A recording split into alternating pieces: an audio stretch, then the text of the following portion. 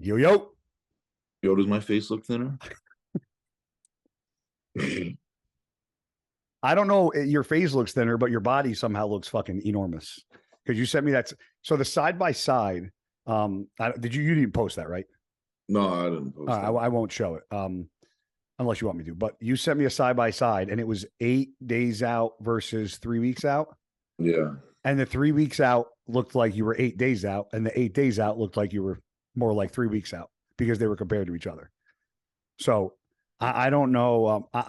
I'll tell everybody what I said in the gym. Now he sent these to me, and I was in the gym, and out loud, I had my training partners around. I looked at those photos, and I went, "No, what did I say to you?"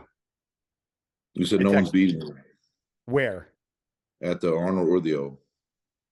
I mean, and I said that out loud to my buddies, my training partners, Joe and Chris around me. I was like, nobody's beating this kid. I'm like, this is probably some of the craziest.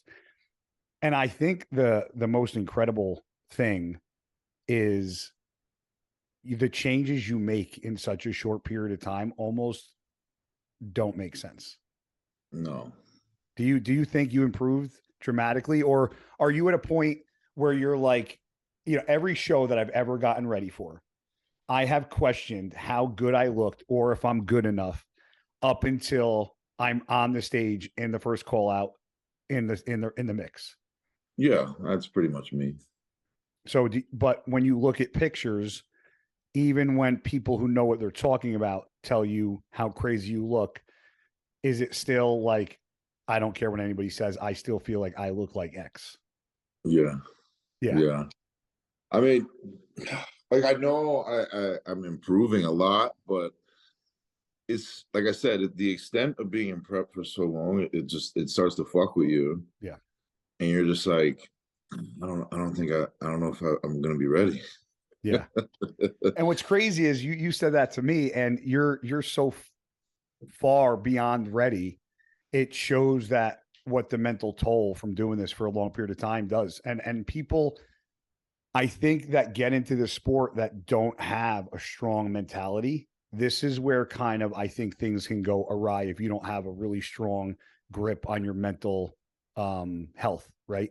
Yeah, yeah. Because this is a very and I think what people don't understand is that the part of prep that's hard is you're by yourself. And I'm not saying that Maria is not there. And I'm not that, no disrespect to Maria helping you being there.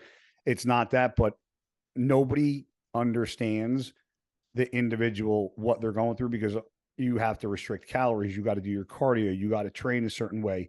And somebody that's 300 pounds versus somebody that's 150 pounds, the feelings are not really the same.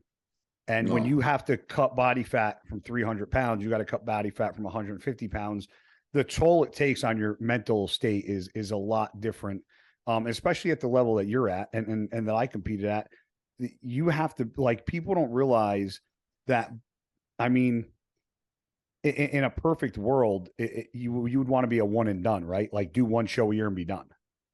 Ideally, right? That is the ideal, especially if you're going to be in Olympia every year. Yeah, That's usually want to be one and done, but with the Arnold is a great show. It's honestly one of my favorite shows to do. And, with the prize money being 300, it was knowing I can win. It was like,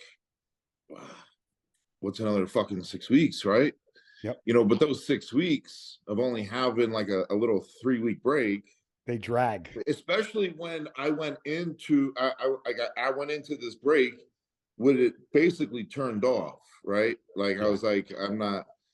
So I had to immediately switch it back on, which made it a little harder, Yep. you know. So, and now I know you weren't super deep into the prep, but you said it too. Obviously things changed, the monetary amount changed during prep. The only thing that I've really impulse bought were shoes. Like, and I'm not talking one or two pairs. I'm talking like an insane amount of fucking shoes that I used to buy. Yeah. Um, this is kind of like a two-part question for you. Do you impulse buy when you're in prep? Yes. And what is it that you impulse buy? And on top of that question, this is a follow-up question. The reason why you're doing the Arnold is because Brian Powers increased the prize money another $100,000. So that is probably going to be what your biggest purse ever if you win. Yes.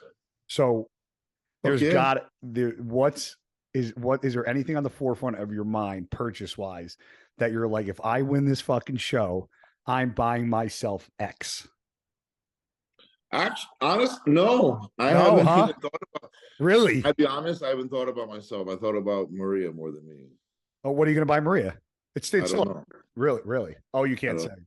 Yeah, but I and that's the funny. Like since me and her are together, I don't put myself first that much anymore. Like I don't, like normally I would buy like 1,000 sneakers already. I haven't really. I think I maybe bought one pair.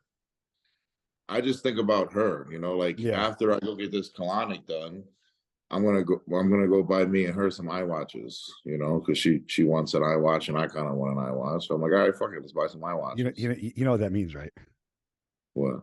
That if you ever fucking miss a call from me, I'll fucking kill you. I'll just be like, off. I actually had my iWatch. I left it at my parents' house. My dad has it. They're good.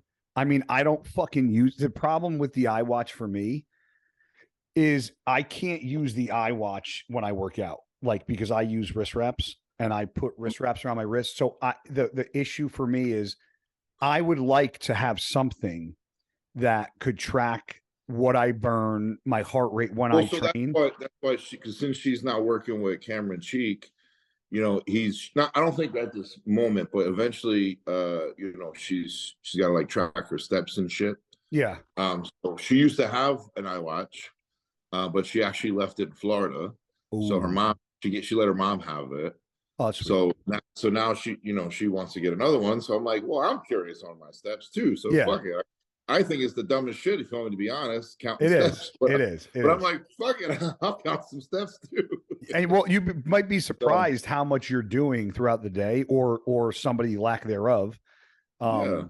But it's definitely a good gauge. I wish I used to have that fucking Aura ring that I wore it around my finger and it tracked kind of the same things as as an Apple Is Watch. it accurate? Are those It's things accurate? Is it accurate? it's very accurate, but the problem is that if somebody can invent something where you can wear it in the gym that wouldn't, like, if I could wear it on my ankle, it wouldn't be in my fucking way. If there's a little band I could wrap around my ankle, I don't wrap my ankle. I put a sock on, nobody will see it. I put my knee wraps on, my wrist wraps on. You don't see anything. But even those, like, they're called like the Whoop bands people wear, it's still Yeah. around.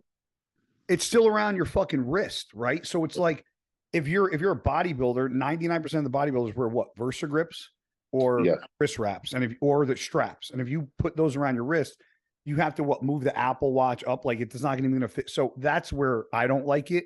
But for everyday heart rate, detecting certain things, letting you know what your steps are, your calorie burn, you can set it for when you do cardio, and it'll tell you what you did in that time limit during a cardio, because it like does something with the watch that puts it to like a cardio mode that lets it know that you're actually working out. So it like adapts to whatever you're doing. So it does work, but I probably wear it 50% of the time.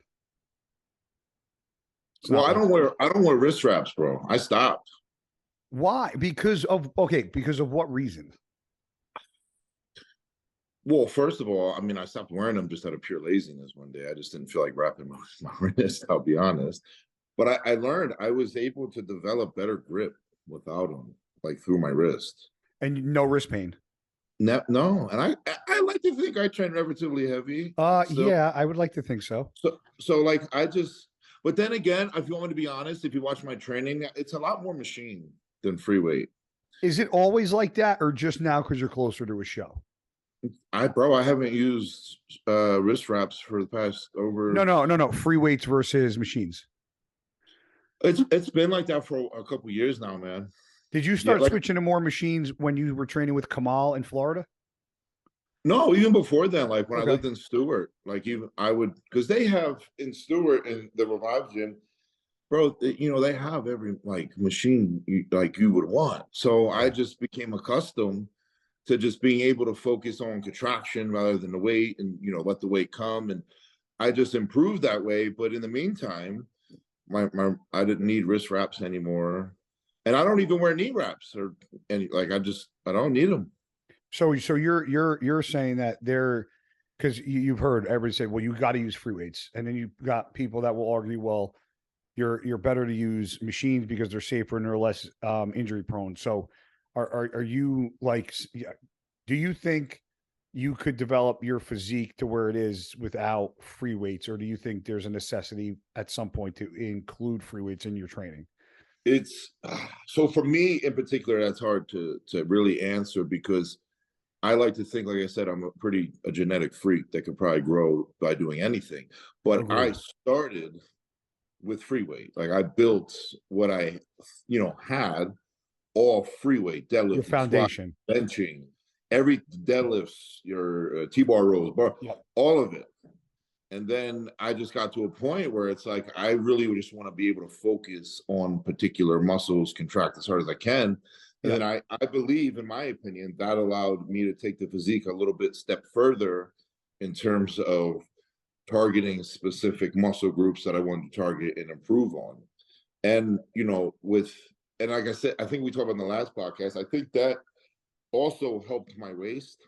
Yeah. Because if you do a lot of, in my opinion, if you do a lot of shit bent over, or things that involve tightening of the waist or tightening of the abs, and you go extremely heavy, it can be prone to widening the waist a little bit. Yep. I have steered away from that. Like, I'm not fully, like, I'll still do T-bar rows once in a while. I'll still do barbell rows once in a while. But majority of my training has become machine work for sure. Now, with that training, are you doing more like a typical like 4 sets, pyramiding weight up, or is it more like a push pull where you're doing like a feeder set and a top set, or 2 top sets, or a back off set? Like, what kind of ideology do you follow in the gym? Because I used to, when I started out, I worked with Charles Glass, and he was more like 3 or 4 sets, pyramiding the weight up, and maybe usually drop sets or a superset at the end.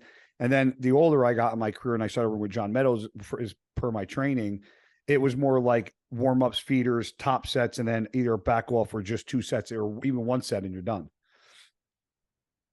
So I'll probably get a lot of shit for this, but I honestly go by feel. I don't have, like, everyone, like Hunter Labrada, I think, is one of the most precise people when it comes to his training. He does things specific way every time. Yep. Honestly, I don't. I never been like that. Whatever I feel is what I do. So, for example, like yesterday, I did hamstrings. I basically did pyramid sets the entire time. Like, I started with, so for example, I'll tell you what I did. Seated leg curl.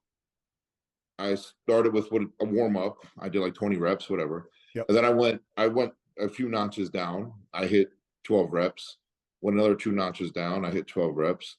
Went down, like, I think, one more notch. Pretty much failed at 12. Then did a drop set. And then I went to the lying leg curl. Did the same thing. And then I went to I did dumbbell stiff legs. Yep.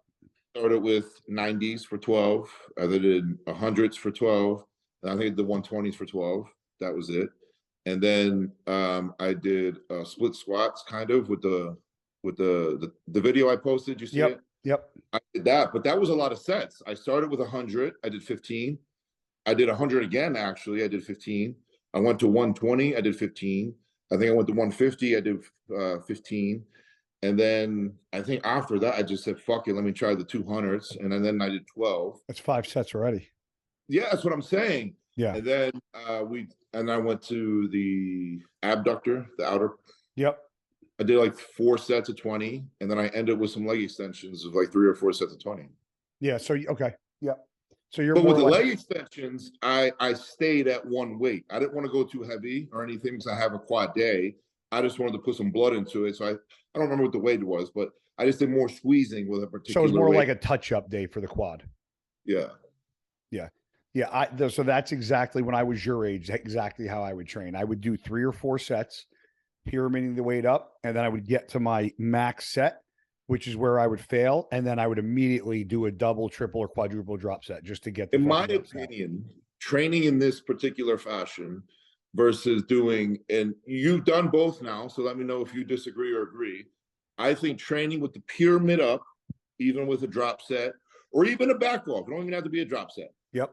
To me, that conditions the muscle much more, which creates more detail than doing your standard, top set, back off set, move Yep. on type of deal. Yeah. And and you said that the key word is you're conditioning the muscle, and and conditioning, muscle tissue conditioning is very important. And I think a lot of bodybuilders stay within that 8 to 12 rep range and never venture out. And that's where, when I train with when I train with people, that's where I will bury everybody, is because, like, we were doing chest press yesterday. And I think we were doing a seated Nautilus press, and we started at 2 plates, or no, I'm sorry, we did a warm up of 1 plate on each side, 2 plates on each side for a feeder set or another warm up set, and then we did 275 for 12, and then we put. I was going to stand. I'm like, let me go to 3 plates, so I put 3 plates on for 10, dropped it to 2 plates for 10, dropped it to a plate, and then I got 30 reps with a plate. Okay, so that's 34, that's 50 reps. My training partner, Chris, that did it, failed at like 21 reps. Yeah. And he trains with me every day. And it just, that muscle conditioning, to be able to push past that barrier and that threshold, you're exactly right. If you can do those drop sets and those supersets, and the harder part, like you said it, is doing it at the fucking end of a pyramid set. That's what makes it very hard. When you start, like you said, at 90, 100, 110, 120, and you're matching your reps all the way. And then at 120, you go from 120 to 100 to like 80. That's a motherfucker to do. That's a bitch. But some people will say that's the wrong way because you're not reaching your full potential of how heavy you can go. And I'm going to tell you why. Because what they would say to you is, because, and I didn't mean to cut you off, but because you did 90s for 12, 100s for 12, 120s for 12, the argument is, why are you doing 90s and 100 for 12 if you're doing eventually 120s for the same set and the same rep count? And I'll say, in my defense, it helps prevent injury. I feel like, in my defense. Well, no, got to think of this, and I'm sure you agree. Yes, it'll help prevent injury. I think it's safer, and people have to understand the way I perform these exercises in terms of slow eccentric reps. I'm just accumulating more time under attention over time than, say, if I did, which I can do, say I did 160s of a dumbbell RDL for 12 reps. Yes. Like 1 set, move on. Is that beneficial? Sure, why not for some people? But when you can accumulate all this time under tension over time, and say I only got to, the 130s for 12, who cares? Well, and there's now you're conditioning your body to the point where now, if you get stronger, I could probably hit the 160s for 12 now and look better doing it. And what also another argument to that, and this was my argument too, and obviously strength is subjective to the person and how big they are, right? So when I was competing, people would say I was one of the strongest bodybuilders, open or 212, when I was competing. But the issue is the reason why I would pyramid like that, and I think, and it's also a reason why you do, is because if I just jumped to the heavier shit, I could have probably handled a lot heavier weight, but I probably would have injured myself. So me doing those pyramid sets and working up was actually slowing me down from going too hard and too heavy too fast to where I'd actually get hurt. Like when I was in my heaviest or my biggest, I was doing 170-pound incline dumbbells for 10 reps. So if I didn't work up to those 170s, unless I just started at 150s, and then I went up to 180s, 190s, I would probably have torn a pec. Right. And you're super fucking strong too. And you have handled, I think, 200+ dumbbells.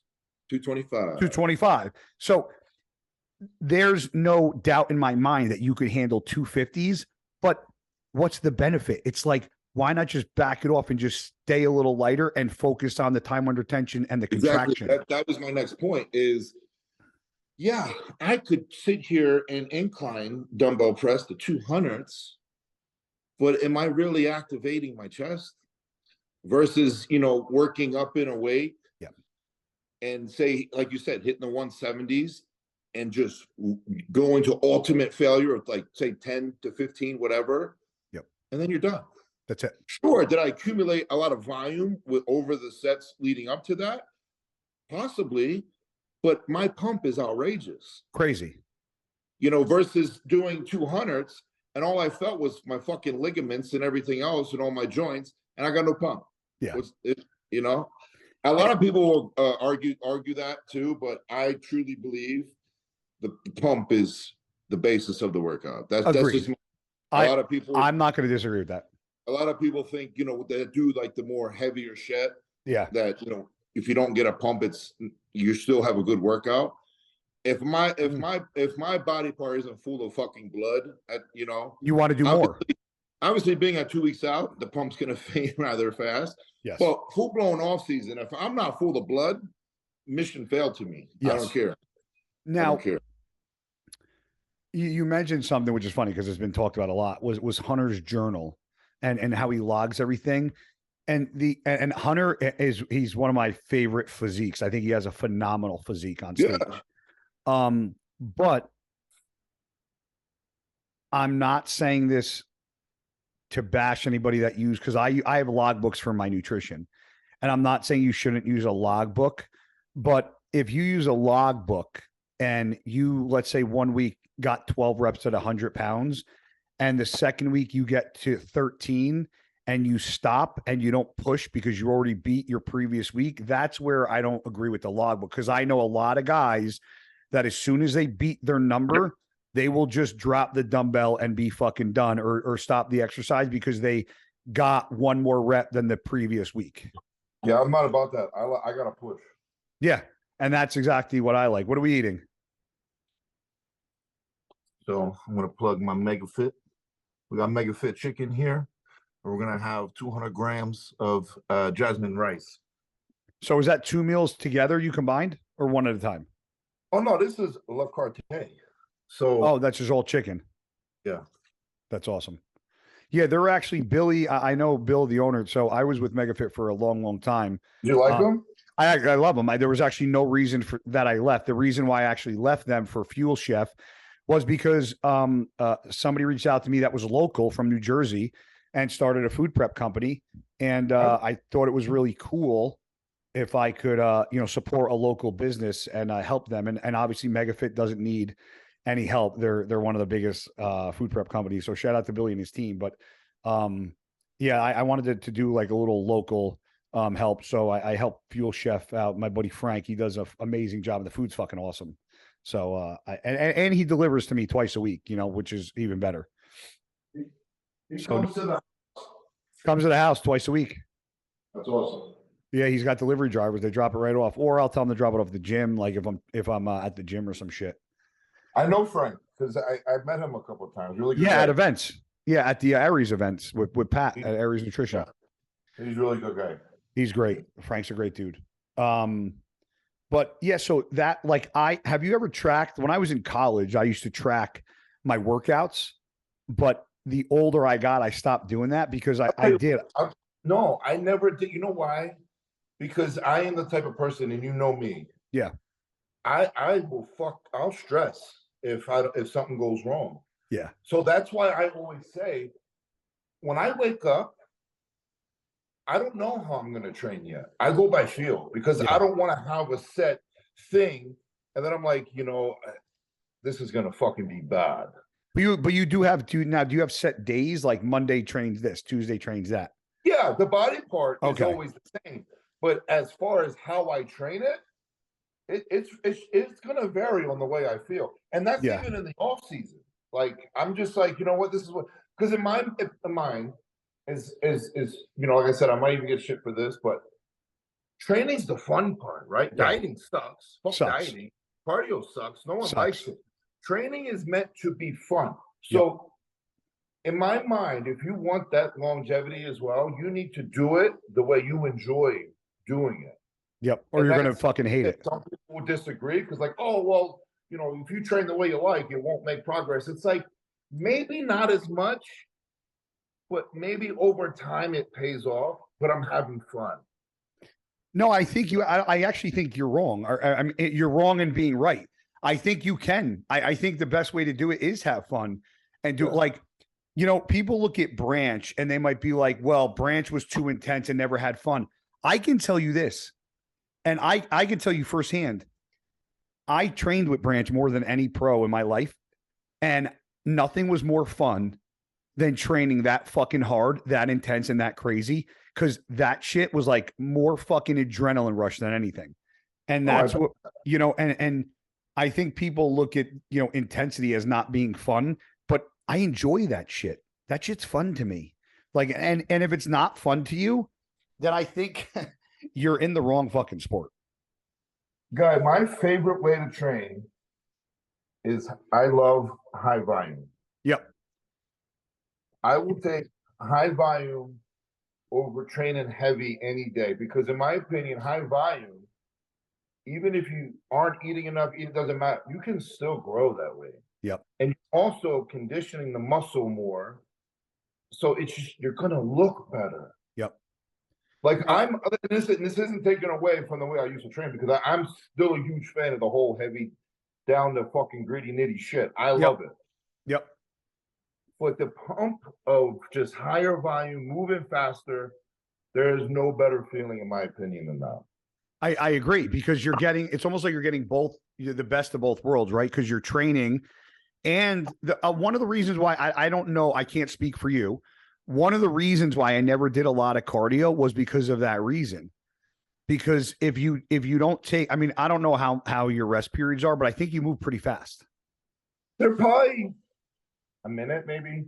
Yeah, to me, if you're like, when I train with Joe or Chris, it like they will tell you, Chris will go, Joe will go, I will go, and then we start over, and we just go, and we just keep going. You know, whether there's two of us or whether three of us, I mean, that's we just move in that order, and we just keep it going, and it's just one after the other, one after the other. And I think when you do that repetitions, you can start training heavier, longer. Your conditioning's better, and I think you just overall look better. And I feel like if you put maximum effort into the gym and maybe not sit around for 5 minutes in between sets, you won't have to do 2 sessions of an hour of cardio a day because you're fucking moving a little bit in the gym. I agree. I agree. What's your, you know, the long breaks, and you see them, right? And they you know, say they put up on the bench, you know, 500 for 4. In my mind, as a bodybuilder, like, what do you get out of that? Nothing. Have you ever done a set for 4 reps, Nick? That's what I'm saying. Like, I'm not the most. That's why I like to stay in the 10 to 15 rep range. Yep. That's exactly where I stay. Sometimes I'll do 8s, but if I do 8s, it's normally it drops at like an 8. If I do 8, I don't get upset, but you know, it's just one of those things where if I have a choice, I don't like to go lower than 10. Yeah. We got off the topic earlier. We were talking about impulse buying shoes and this, but you said you were focusing on Maria. So what about after the Arnold? Are you going anywhere? Like, do you like? People would always be like, "Man, don't you want to take a vacation?" And I'd be like, "Man, I don't want to fucking get on another plane. I don't want to fucking like vacation, like being fucking home." I actually have a pretty busy schedule after the Arnold. So the 18th, I just now have to. I'll be in Jersey, bro. So let me know. Well, remember we talked about going to Brother Bruno's, that big pizza spot by me.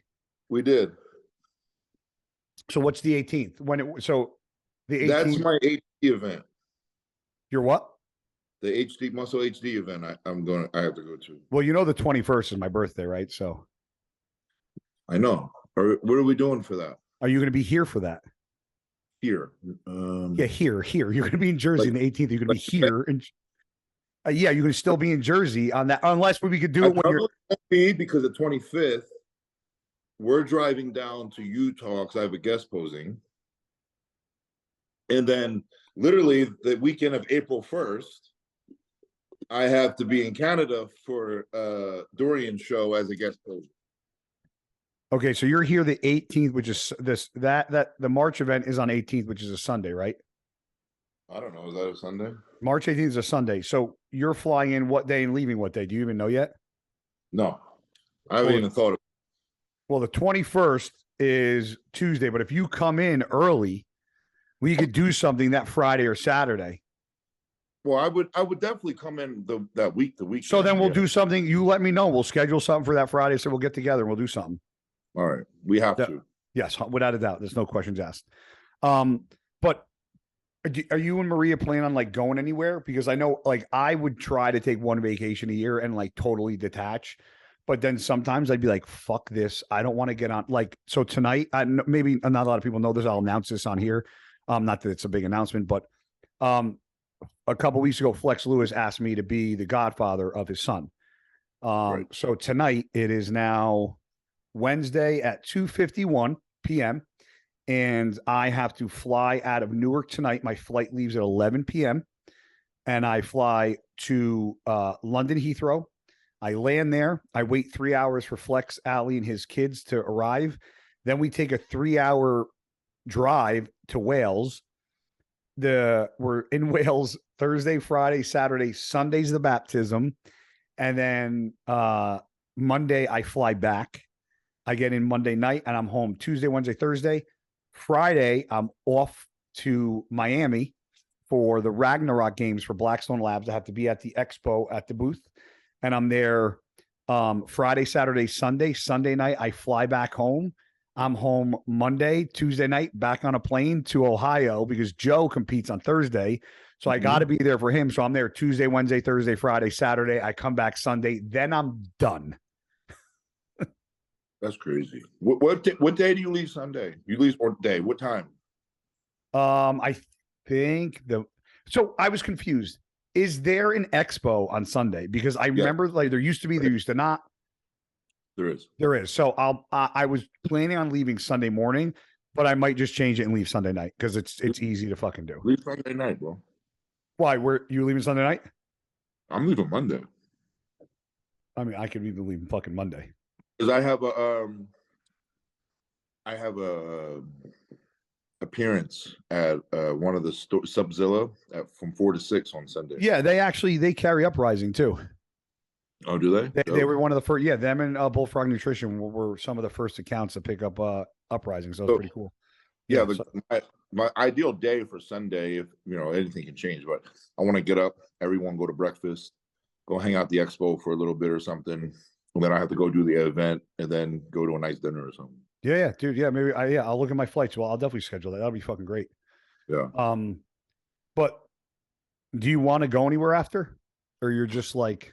So, like, even with me and Maria going to Utah, like we're driving up there a little early to spend a couple days, look at the mountains and things of that nature. But she's going to be also in prep, so there's not much vacation to be had at the moment. Like, it's going to be a tough year because I'm just going to be getting out of prep. She's about to really go into prep, and then when she gets out, I'm about to go back into it for the Olympia. So it's going to be one of those years. But we're gonna make it work. It's fine. Cameron's cool with gonna make sure she can eat with me after the show and things of that nature. So, it'll be fine. Yeah, it's different. Like when I was married, my ex-wife, she competed under the name Bethany Wagner. That was her maiden name. She's remarried, 2 kids, beautiful daughters. But when we competed, it was hard, bro, because she coached gymnastics, winter track, spring track, and she was a teacher, and she competed. So she went to bed before me, woke up before me, like never saw her. And then like when I was dieting, she would not be dieting or getting ready, or I'd be done, or we'd be dieting together, clashing heads. So I think dieting separately sometimes is the best thing. I agree. Because you can support her. She can support you, because when you're both dieting at the same time, whether motherfuckers like to hear this or not, you got to be selfish. You have to be.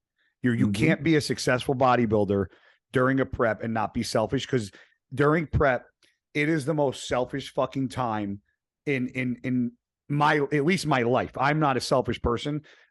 Anybody that knows me knows I'll give them the shirt off my fucking back if they can wear an XL now. I had to give away all my double and triple X's. I don't fit no more.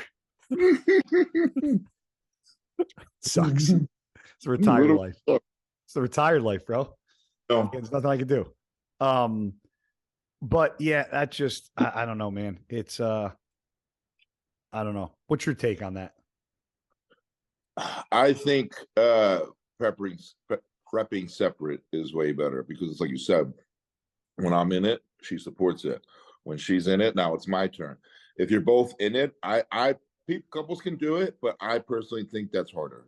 Yeah, I agree. I've done both, and I think it's definitely easier when one person can support the other if the other one is not a fucking asshole. Because I have been in relationships where the person dieting is just a fucking like, I'm not bad when I diet because I have a lot of energy. I'm high strung. Diets normally don't wear on me. The only thing that really ever happens is I get a little quieter towards the end. I start shutting down. I start keeping to myself a little more. And then it becomes like, what's wrong? And I'm like, nothing's wrong. Well, a little quieter, a little bit irritable, but like, I don't freak out. I'm not like a dick. I may make dickhead comments once in a while, but like overall, I think Marie would tell you I'm a lot better than what level-headed. she stated I was going to be. Oh, really? Yeah. Have you been around her at all when she's died? So this is all new. This is all new fucking waters for you. Oh yes. We're going to have some fun. I'll keep my bedroom fucking open just in case. So what else is going on out there? I see you train a lot at the Dragon's Lair. What's the other gym? It didn't look like, was it Fit Club? I saw you train that, but it looked like a different gym because I didn't. I go to Fit Club or Dragons. I mean, maybe because they didn't have those funky lights on. You posted something and it looked like a normal gym, like it had white equipment. It didn't look like all the lights and it didn't look like Fit Club. Let me see. Unless I'm mistaken. Heard of? I don't know. You think I fucking remember? I could just pull it up and share my screen, but I'd rather just see. Yeah. Oh, okay. Yeah. This. See, I didn't have the crazy lights, and I didn't know. I didn't notice the back. Like I didn't like. Normally they have like the darker, like the lights. That's machine, by the way. Huh? That's an awesome machine, by the way. What is that? I don't even know who makes that. I think it's Kings. I don't know who Kings is, but oh, I think they make a hip press too. I've heard of Kings. How is that machine? You fucking look insane. Awesome. Here. Awesome. Definitely one of my favorites. I'll pull up the machine you're talking about.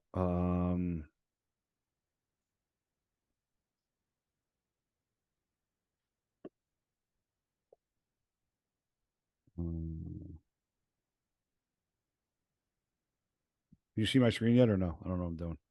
No. Oh, here we go. How about now? I see it. All right, good. So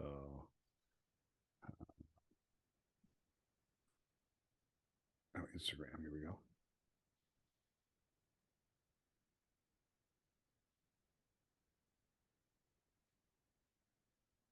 All I hear is my dog snoring. Why won't this load? Here we go.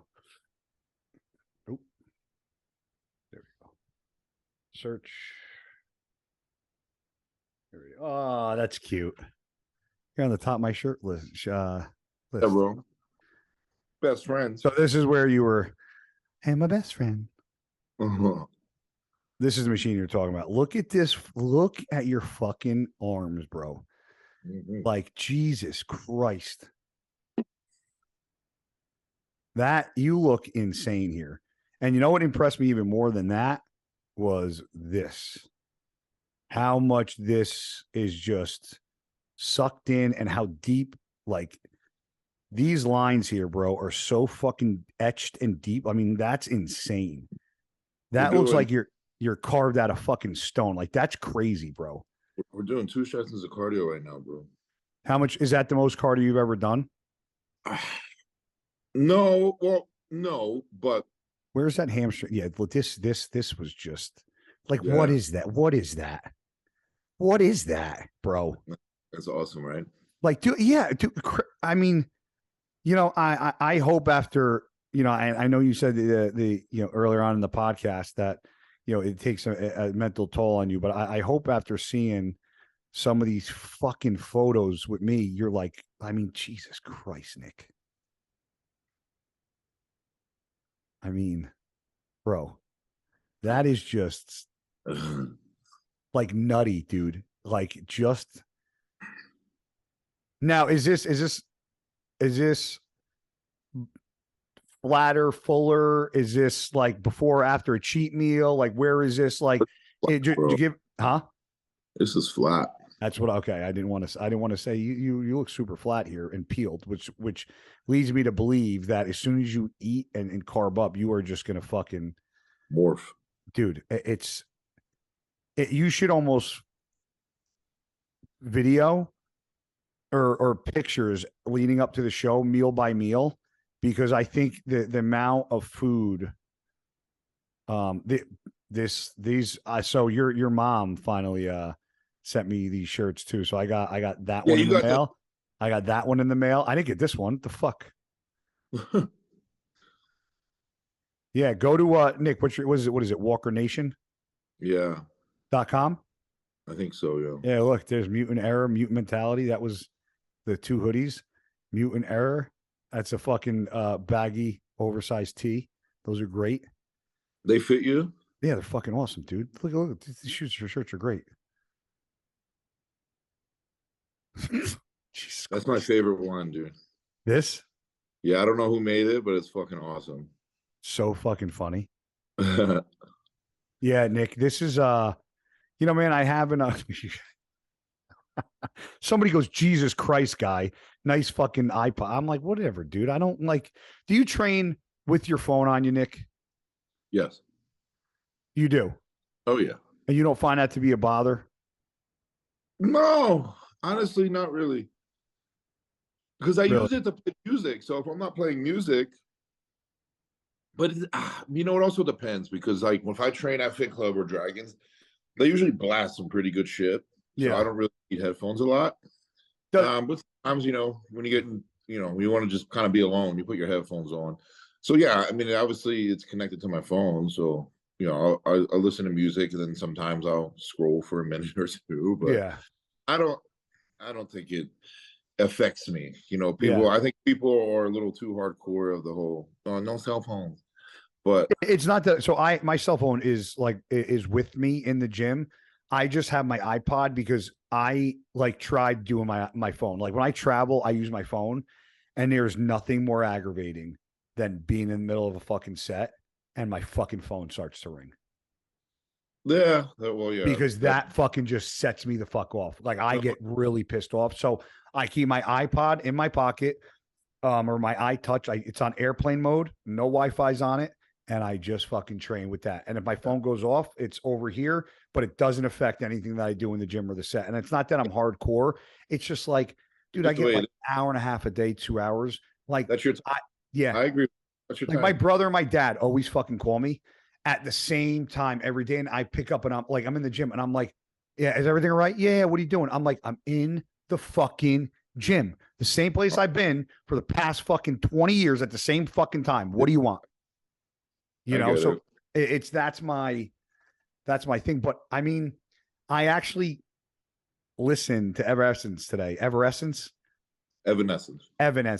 And it was pretty fucking it was pretty intense.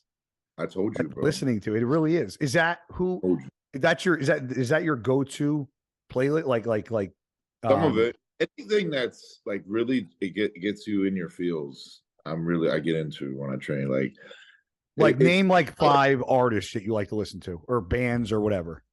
So this guy's name, I actually posed to a song, Champion, Tommy Prophet. Okay. His music, that'll, if you're into shit like that, that'll fire you up. Evanescence, anything like that. I just What about what is it called? EDM or house? I can't listen to that fuck stuff. no. Get the I shit out of my can't. Yeah, bro. Some people in the gym, fuck. You know who likes? I think it's electronic dance music. Is or I don't know if it's called. Is Evan Centopani like loves that shit? really? Yeah, like I just like these people go to those EDM concerts and like I don't know what are they like drop pills and dance around with like highlighters and shit and fucking get all Molly, yeah like and they like love it and they get dressed up like with like mushroom shit. yeah and they put like electrical tape on their nipples and they're like Like yeah fucking girls party are half naked. Mm. yeah like what is that I see like couples going to those things I Yeah. wouldn't want my girl walking around with fucking All X's she's got is covering her nipples in her nip yeah right here. like could you imagine somebody's mother seeing that be like oh my daughter's so pretty. Yeah, but like yeah, fucking skank. Would you? I've been to so I bounced at a club in college. I actually bounced at a club with PJ Braun, and they played, but it was like a hardcore. Like they played a little bit of EDM, but they would Yeah. play like the Game and 50 Cent and like good fucking That's like good rap. shit. Yeah, like So I never was like a club goer. And I think I never liked clubs because I fucking was working at one. And the fights, the brawls, I got a bottle over my head. I got staples in my head one night because a brawl broke out.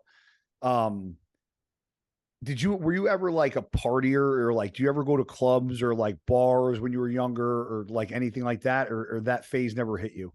Oh yeah, I went through that phase early. What's early for you? 18, 19, 20. Really? Yeah. Like, were you, I did used you to get shit-faced hammered. really Yeah. with like your buddies? Yeah, we were, especially the weekends, we would always find some excuse to go to the club, whatever it was, birthday party or this celebration or What promotion. club? Because you're in Jersey. You were in Jersey.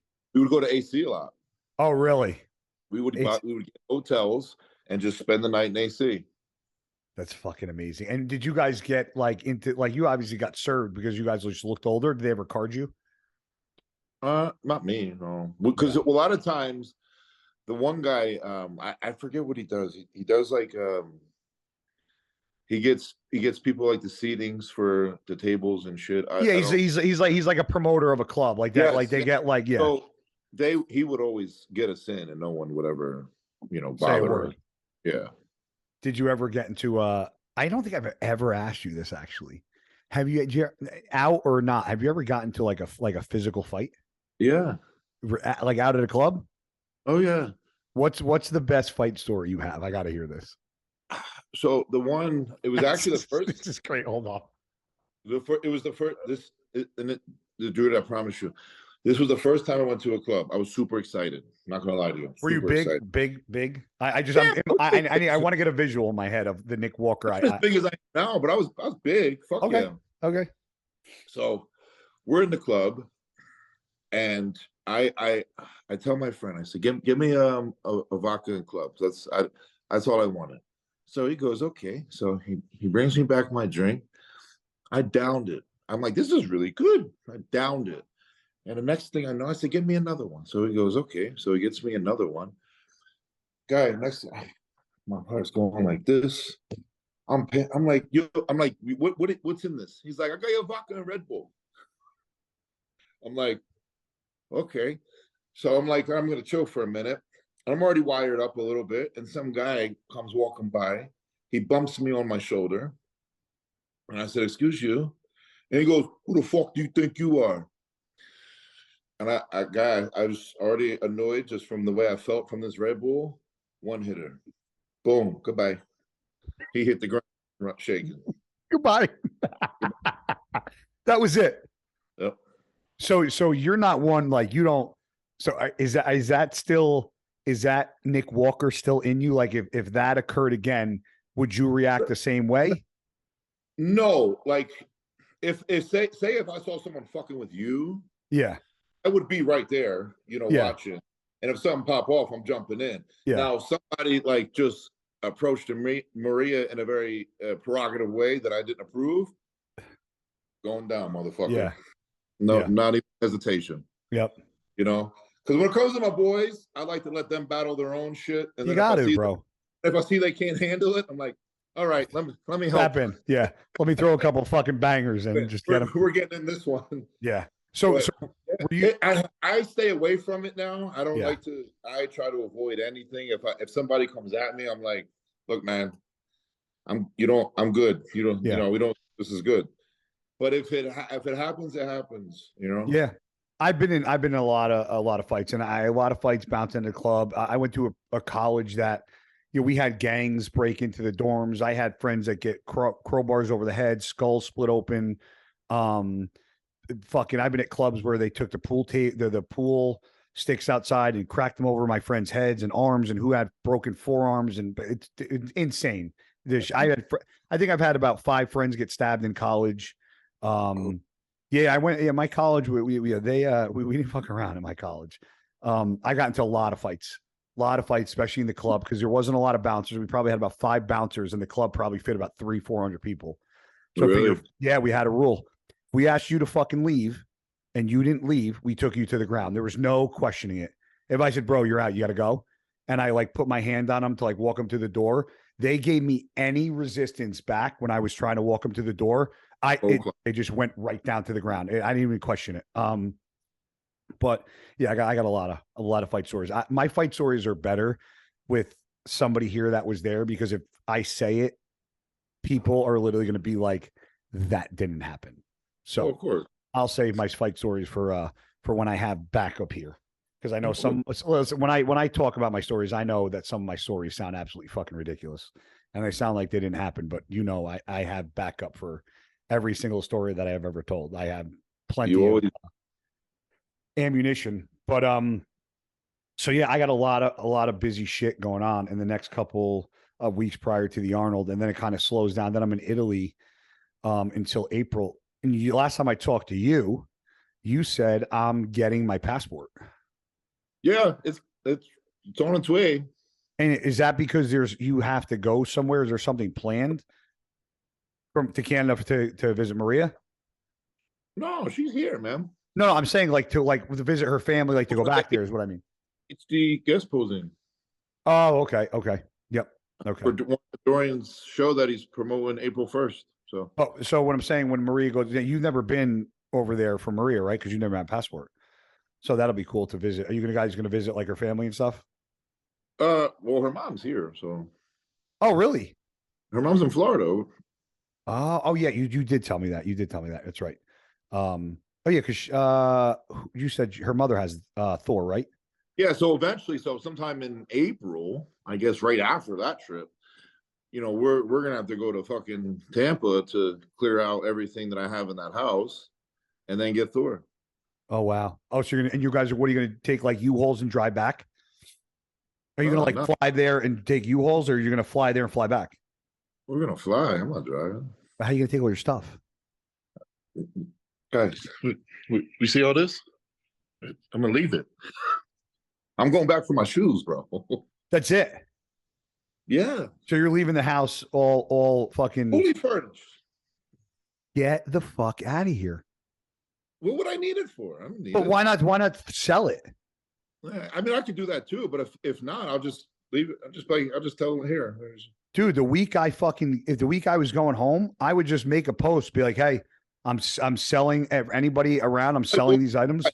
But whatever's left, it's like, yeah. I mean, when I got that place, when I rented that place out, there was already a bed set in one of the spare bedrooms. Yeah. Or try to negotiate with the landlord. Be like, listen, I'll leave it fully furnished. Give me my security closet plus an additional $1,000 back, and I'll leave everything. Mm-hmm. So and then that's going to be your final move, right? You're going to be done with the move. You're going to be a Vegas resident for good. Yeah. We went to actually get my Vegas license, I think, 2 weeks ago. But I don't know how it works. Maybe you've done it, but the passport people, they keep your birth certificate. They will send it back to you. They send it back. They will send it back to you. But I couldn't get the license without that birth certificate. Yeah, because in Jersey, you need a certain amount of points. if you're changing your license or doing something like a name change or a address. Schedule it, and then we have to go back whenever I get my birth certificate. So. Yeah, when you get your passport back, I think they ship either your documents first, then your passport, or your new passport with all your documents together. But you will get it back. Yeah, because I don't believe they take a copy of it. I actually think you have to send an actual like. Yeah, they kept my real copy. Yeah. Yep. That's the real copy, but they gave us, like a printed one. So we went to take that to the DMV, but they were like, "No, we need the real one." So I'm like, "All right." Yeah, because I mean, dude, nowadays, especially with all the negative stuff that's happened with like, flights and traveling, like they're really fucking stringent with how they do things. I mean, even checking bags in the airport now. Like I used to bring my food everywhere and they would just put it through the fucking x-ray machine and then you'd be good. Now you have to take all your food out, at least in Newark. And because I was asking the guy, I go, listen, I'm not trying to be annoying. I'm like, but I used to travel all the time. And they like, you guys have an x-ray machine. It goes through, you guys see that it's fucking chicken or beef or this or that. Like, why are you still fucking going through the bag? And he goes, because now people are starting to like make explosives, like out of like look to make it look like food. And I'm like, dude, what the fuck? How does he do that? Not even that. Who would want to do that? Like it makes living like just so almost like the value of life makes it seem so less valuable when somebody can just do that. Like I could never think about ever doing something so ridiculous to people. And like meanwhile, you have people that are trying to do it every single day. I can never wrap my head around people that want to harm people for no reason. It just, I'll never understand the world we live in. I mean, I was talking to you, like I was in a debate or with myself because I had a friend from college that I raised money for a couple of years ago. He got diagnosed stage 4 pancreatic cancer. He passed away, Duran Reed. And I was like, fuck, do I have to, like, am I going to have to make a decision? Like, am I going to go to this funeral or do I go to this baptism in Wales for Flex? Like, I was really torn. Like, I was like, what? Do you celebrate a life? Do you celebrate a death? Like, which is the fucking right one? And up until yesterday, I didn't know what I was going to do. And then I decided to go to the wake for Flex. Or, Jesus Christ, God. I decided to go to Jesus Christ. I decided to go to the baptism for Flex and not the wake. And then I got a text message this morning from one of my good buddies in college and said, hey, Duran's service is going to be next weekend on actually Thursday and Friday, which gave me a little reprieve because I'm like, now I'm like, so I made a decision and my decision ended up to be okay because it's not this week. But that was I was having a lot of mental struggle trying to decide which one to do because, I was like, when I pass, do I want people to be there at my funeral? And I'm like, yeah, I do. Like I'm not trying to be selfish, but like I want people there talking and telling stories and remembering me. And, like I think that's part of living is dying. And in order to die, like I think there's not a right way to physically die, but a right way to be mourned. And maybe some people don't want certain things and some people do, but I definitely want people there. And as hard as it is when people pass, I think sending them off a certain way, I drove to Maryland when Sean passed away. Like I wasn't going to miss that. Like, I gave a eulogy and a speech, but at the end of the day, like regardless if I see them or not in the casket and have like what my view is of them, at the end of the day, like when you spend a lot of time with somebody, I've known Duran since 2023, 23 fucking years, like to just not show up to something when you have a long history with that person is just very, very fucking hard. And the amount of deaths that I've endured over the past 3 years has been insane. So it's like, for me, I was deciding to go to the funeral and I was like, you know what? I can't, like, I'll say goodbye in my own time. I'll do it my way. I'll go visit the group, but thank God that it just happened to play out that way, that I don't have to miss anything. For sure. But yeah, it was a tough decision. I even retold you, I'm like, dude, this is hard. It's hard for me to figure out what to do because I felt like I was letting somebody down no matter what. And, it's scary. you know, and Duran died of pancreatic cancer, but that doesn't take away the thought of death, because you've seen all the people that have passed, and, you know, obviously what we do and what we put our bodies through is not maybe considered some of the healthiest stuff that we do. So, you know, when somebody passes from pancreatic cancer or from an illness or from a heart attack, it makes you be like, that person didn't do what I do. And it's like, you know, you know, that's the scary part of what we do. And that's what I tell people. I made a long video about it. When Sean passed away, you got to make peace with the decisions you make at every turn and every corner of your life, because if you don't, worst thing to do is live with regret. And one thing that I don't want to do is ever fucking live and say I have regrets. I did do this and didn't do that. We talked about, right? Like, I made peace with what I'm doing. Yeah. You know, especially at, you know, a younger age. But now, you know, not that I'm old, but now being older, life's different. You know, things are changing now. Not saying I'm going to stop competing. You know, it's not, I don't want people to say, oh, Nick, but, you know, like, I'm developing a life with someone now. Yep. You know, I have businesses I'm, you know, venturing. Things are going to start to evolve differently for me. Yeah. And I always said, you know, I want to win as many titles as I can, as early as I can, so I can get out as early as I can. Yep. At what age? I don't know. It could be 35, could be 36, could be, you know, I don't know. But, you know, as long as everything is still operating perfectly fine, then but I also don't want to get to a point where it's like, uh-oh, something happened, got to stop now. If I want to retire, we're like, I'm still golden, everything's fresh, you know, we're still good to go. You know, so it's a very tough situation, you know, because even for you, when you retired, it was tough. Yeah. You know, that it becomes your livelihood. This is all we know. And that's the thing, is that it's different when people work just a 9 to 5, because what we do isn't just a 9 to 5. We literally live in our work every day, all day long. And then to literally be taken that away is like, what the fuck do I do now? Like, where do I go? And if you don't know how to pivot and transition correctly into something that's going to bring you just as much joy, like I didn't realize this, and I'll be the first one to tell you, you know, I launched my coaching company, right? And my company is my coaching company is doing fucking awesome, but it's a lot of lifestyle. I have a lot more lifestyle clients than anything, but the enjoyment I have of, like, my buddy Bobby, who turned pro over the summer, and like dialing him in and him coming to my house and staying here for 5 days prior to the show, and me looking at him all day and then going to the show. And then, like, you know, Joe's getting ready for the Arnold Amateur and training with him every day and looking at him. It makes, like, I feel like I'm still in it, because I'm still training with guys that compete, or Chris that wants to compete.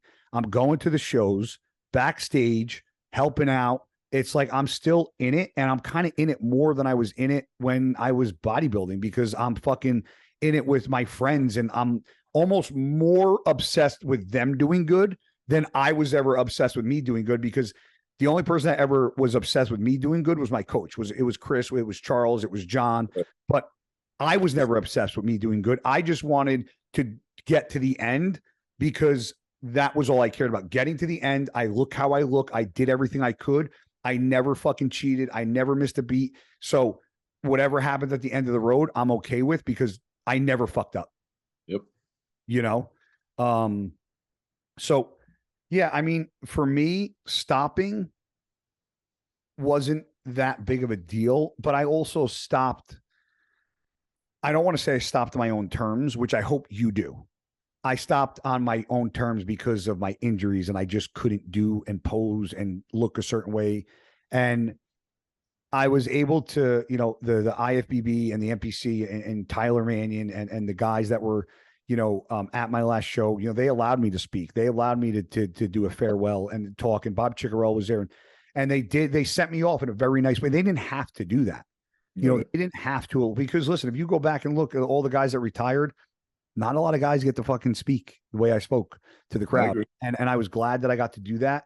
And I was blessed that the IBB gave me an opportunity to do that, because although I'm not a champion and I didn't win major titles, I think that I gave something very important to the sport, and that was just motivation. And I think a different side of people that, you know, there's not a lot of there's a lot of freaks in this sport, and I think there's a lot of untold underdog stories, and I think those underdog stories need to be brought to light more than the people that are just genetic freaks.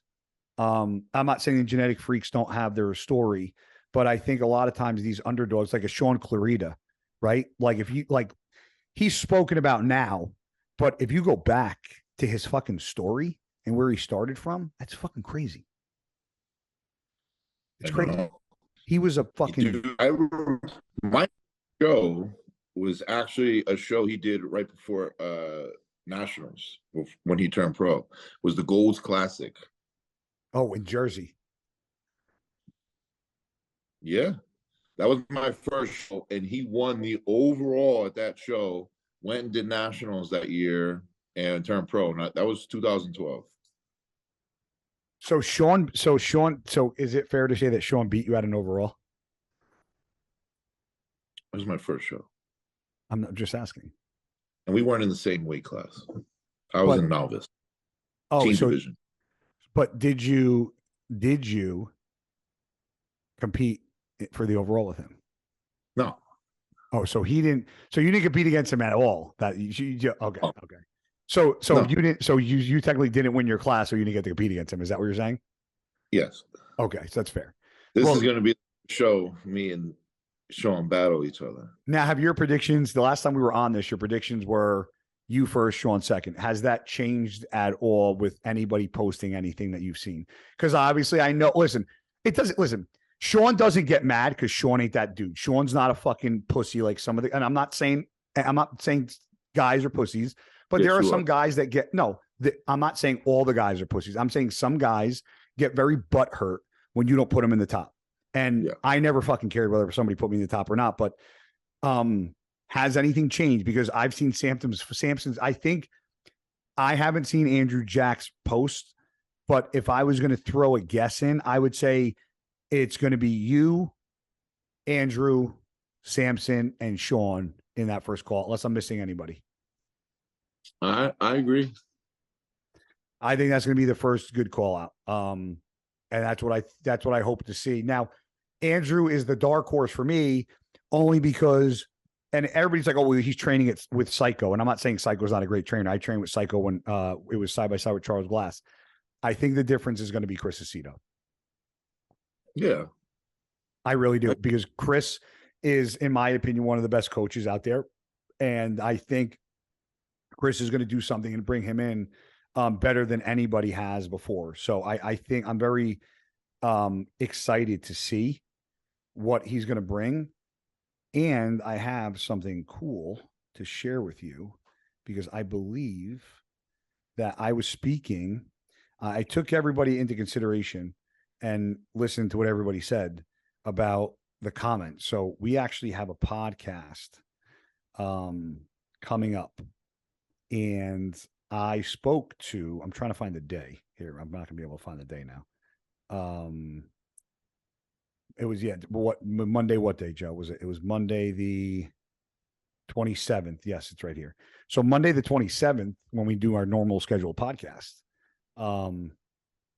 Seth Feroci was like, I want in on this fucking podcast. He's like, I want to come on your podcast. He called me and he was like, he actually wanted to do it this. And I'm like, dude, I can't, I'm away in UK. So me and Nick listened to you guys. We saw all the comments about you guys wanting us to bring Seth on, because I've never done a podcast with Seth. I've talked to Seth many times. Me and Seth are very close. I've known Seth when he competed in 202. So that's going to be a fucking badass podcast. And then Chris Aceto will be the next in line to jump on here. So now that we've been on for well over an hour, I wanted to keep this one just to an hour, only because I got a lot of shit I got to get done today. You got to get your booty cleaned, your booty hole fucking sucked out. It's all good. I've done it many times. It's good. It's nothing. Are you doing it by yourself? Because there's two types of colonics. There's the one where the lady's in the room turning the thing on and off, and then there's one where you just sit down on the little thing and then turn it on and you're alone. No, it's a bed, and then they hook you up. So you can like regulate the water yourself. and Oh, then you I'm regulating. Yeah. So I don't, the one that I do is you go in, the tube is there, the lube's on the tube. There's like, it's like the little chair set up. You get on it, you put your legs up, take the little tube. Dude, bro, the tube is no bigger than this wire. No You bigger. just- And you can just, use- they give you a little pack of lube. Oh, well, the place that I go, they lube it for you. So I ain't got to do, I just literally, I walk into the room. You got this thing sticking up like this. And on the end, there's just a glob of fucking lube. And you just slide it in your booty hole. And then I just sit back. I put this cloth over me because sometimes the machine, like if the temperature gets too hot, the machine automatically kicks off. So sometimes I got to come in the room, reset it. But you just sit back, hit the on button. And just so you know, it pushes obviously water into your colon. And the best thing to do is you want to hold it in as long as you can and let as much get into your, because the more you let go into your intestinal wall, the higher it goes up your intestinal tract. And then you just push it out. And you just do that over and over for about 30 to 45 minutes. And there should be a screen in front of you that's clear that shows the water and all the fucking stuff that's coming out. And you can see all the fucking stuff that's pulling out of your system. I'm totally taking a video. If you don't, All right, check this out. if you don't feel better after that, I will be fucking stunned. Stunned. Times to look what goes through. I want to see what's coming out. I kind of want to Well, see this. I just did one. I did one. She so did one. There was Yeah, a so- mirror. Yeah, Marie, there's a mirror and a thing, but you know what I'm talking about, right? Yeah. It was. I've done it like 3 times, and I did it 2 weeks out, and I felt like my waist was so tight. Yes. I told Nick, I said, he's going to leave there. His stomach's going to be like an inch or two fucking sucked in. He's going to feel like he has his stomach is going to be completely like empty of everything. Yeah. That's It's a awesome. great- Yeah. Let me know how that goes. Cause I'm an advocate of doing colonics. I've actually spoken about them a lot and I think they're very good, but ask the person, Maria, make sure he asks too. The lady that I go to, cause I go to a place called Living Waters in Morristown. And, the lady, whenever I tell somebody to go the first time, she always recommends going twice within either a week or 2 week period, because a lot will come out, but a lot will get loosened that won't come out that you might have to go back for and get it just removed. So just ask them that, because that's what I've always been told every time I've gotten colonics. Nick is full of shit. You gotta literally Pull full it of out. shit. Got to pull it out, bro. You're gonna have the cleanest booty hole this side of Vegas. For all I know, this is the trick right here. Hey, listen, take a before and after. Of your stomach. Just take a picture in the mirror and a picture when you're done. But just so you know, and I'm going to end on this note, Maria's going to know what I'm talking about. If you get it done today, do not trust your fart shit separator, because I'm telling you right now, What shit separator? your fart shit separator. Like if you think you got to fart today after that colonic, don't fart unless you're sitting over a toilet bowl, because they pumps a lot of water into you and your fart shit separator is not going to work right today. So you're going to fart and water is going to come out even after. So don't trust your fart shit separator today, because it's going to be, you're going to be in trouble. You're a fucking goofball, bro. Don't trust it today. You're going to, as soon as you get done, because after you get done with the colonic, you stand up and you clean yourself up. And then I always go right to the toilet bowl and sit down and let the remainder water come out. Okay. I'm trying. Are you training today? No, I did it on off day. Okay, good. Because I've done it and it's a little tricky to clench a booty hole when you're in the middle of a set. Huh? Do you feel weird training after? Yeah, because like you go to push and you got to like clench your butthole if you think something's going to come out. So it's like you're working your booty hole and the chest. And you're like, I can't.